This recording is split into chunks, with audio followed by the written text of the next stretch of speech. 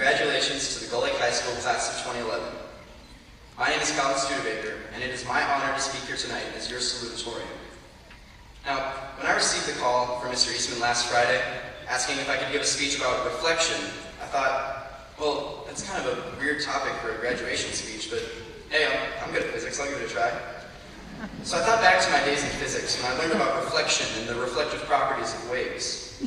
I know Russ will agree with me when I say that reflection is the change in direction of a wave caused by a collision with a new medium, so that the wave returns to the medium from which it came.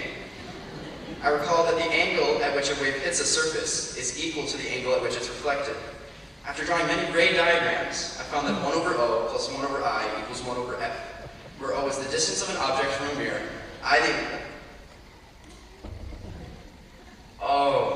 Okay. I was supposed to give a speech about reflecting on my time at the lake. That makes a lot more sense. Okay. Yeah, I can do that. It's fine. So, reflection. I think the physics still applies. In one case, a wave is being sent back to where it came from. Here, we're taking a look back on how we got here. Our minds are being sent back to the beginning, so we can experience our cherished memories again and learn from our experiences going forward. Now, it'd be easy for me to just stand up here in front of all of you and recite some sentimental quotes from famous poets and share some highly personal anecdotes. So that's exactly what I'm going to do. We know what we are, but not what we may be. That one was Shakespeare.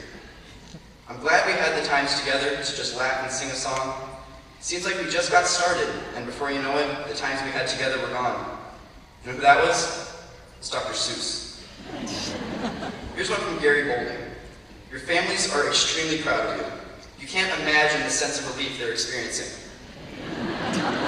This would be a most opportune time to ask for money. And one last one, the tassel's worth the hassle. These are all very relevant and interesting quotes that bring up a lot of reflecting thoughts. But right now, let's take a look back on that hassle that earned you that tassel. We began our journey freshman year. Boy, what a year. I'm sure all of us remember walking into this new building where the classes were longer and the kids were bigger. It was a new experience, but for me at least, it was a fun one. I specifically remember one day when I was walking through the hall, and Alex Vabra, who was probably the biggest kid in school, stopped me and asked me how much I weighed.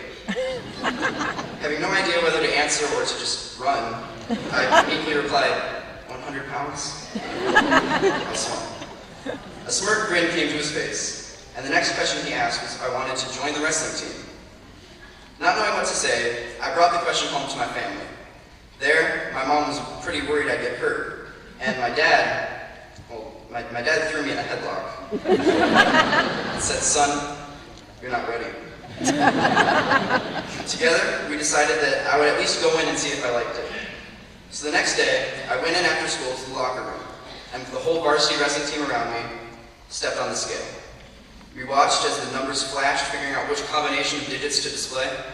And finally, the scale read 99.9. The whole team cheered.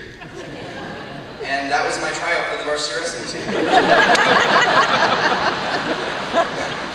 I had achieved something that no other kid in the school could, which was to weigh less than 103 pounds. I'm sure I got my butt kicked on the mat that season, but that's not the point. The point is that, like many of you, I tried something new. And I became a part of a community within our Gull Lake community. I became part of a team. See, high school really is a time for pushing your boundaries and trying new things. So think back with me on all the new things you tried in high school.